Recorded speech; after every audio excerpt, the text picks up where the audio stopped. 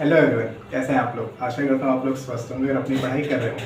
तो पिछले लेक्चर में हमने जितने भी बेसिक पॉइंट्स थे और जितने भी जो बेसिक टर्म्स थे वो हमने क्लियर कर लिए थे। तो इस वीडियो में क्या करते हैं, हम कुछ बेसिक क्वेश्चंस कर लेते हैं उन्हीं टर्म्स पे जो मैंने आपको पिछले लेक्चर में बताया था। तो देखिए, सबसे पहला क्वेश्चन है आपका फाइंड एंगल एक्स। पहला क्वेश्चन ये है, दूसरा क्वेश्चन ये है। तो देखिए, एक्स हमें फाइंड करना है। तो अब ए बी क्या है, एक लाइन है, एक लाइन ए बी है। उस पर हमने क्या, दो रे बनाए हैं, एक सी और एक डी। तो मैंने आपको लीनियर पेयर वाले में बताया था कि जरूरी ना हो कि लाइन पे एक ही रे हो, मल्टीपल रेज भी हो सकते हैं, तो उनका सम भी 180 होगा। तो देखिए यहाँ पे कितने एंगल है, एक्स 50 डिग्री और 100 डिग्री। इन तीनों का सम कितना होगा, 180 डिग्री। क्यों? क्योंकि ये एक स्ट्रेट लाइन है, उस पर एक स्ट्रेट एंगल बनेगा जो कि 180 डिग्री होता है। तो हम लिख सकते हैं कि x plus 50 degree plus 100 degree, ये क्या होगा, 180 डिग्री के बराबर। रीजन क्या होगा इसका, angles on a straight line.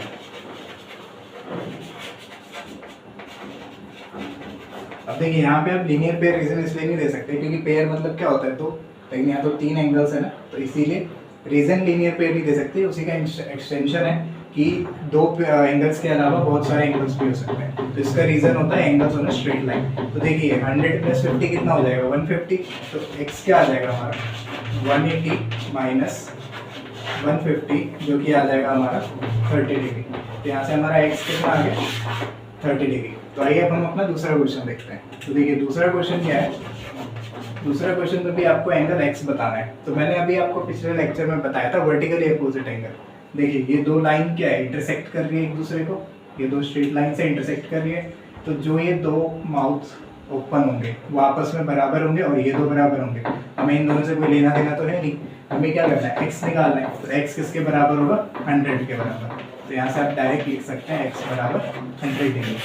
Reason क्या होगा, रीजन होगा हमारा वर्टिकली अपोजिट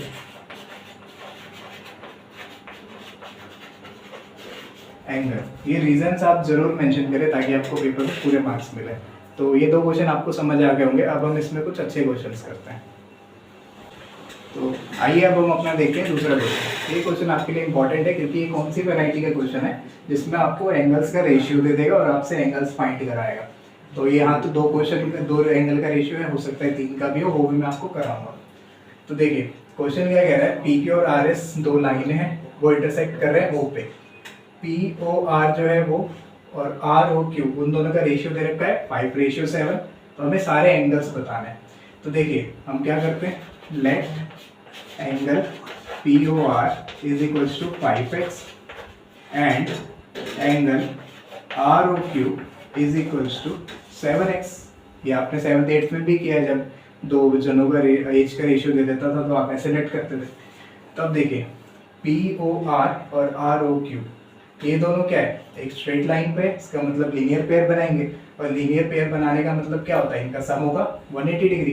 तो यहाँ से मैं लिख सकता हूँ कि 5x plus 7x is equals to 180 degree. Reason linear pair. तब देखिए इनका सम क्या है, 12x, ये है 180 के बराबर। तो यहाँ से हमारा x क्या आ जाएगा, 180/12। अगर आप इसको कट करेंगे तो ये आ जाएगा 15 डिग्री।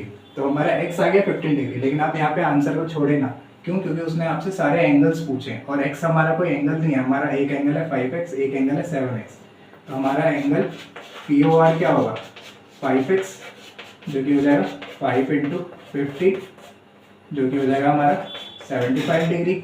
और एंगल आर ओ क्यू क्या था, वो था हमारा 7x जो कि हो जाएगा 7 × 50 जो कि हो जाएगा 105 डिग्री। लेकिन आंसर अभी भी आपका खत्म नहीं हुआ है। क्यों? क्योंकि उसने सारे एंगल बोले।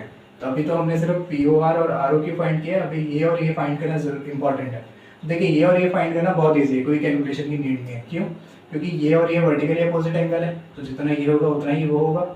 और सिमिलरली ये दोनों भी वर्टिकली अपोजिट एंगल है, तो इनमें कोई कैलकुलेशन करने की जरूरत नहीं है। तो देखिए मैं S angle S O Q, इसको मैं डायरेक्ट लिख सकता हूँ किसके बराबर, पी ओ आर के बराबर। रीजन वर्टिकली अपोजिट एंगल, आप ये पेपर में पूरा लिखेंगे। तो यहाँ से हमें क्या मिल जाएगा, angle SOQ is equals to POR कितना आएगा 75 डिग्री। सिमिलरली का साइन होता है, SOQ आ गया। अब हमारा SOP बचा है, तो एंगल SOP क्या होगा ROQ के बराबर, जो कि कितना होगा 105 degree. Reason VO vertically opposite angle. तो यहाँ पे हमने अपने सारे एंगल्स फाइंड कर लिए। तो उम्मीद करता हूँ आपको सोल्यूशन समझ आ गया होगा।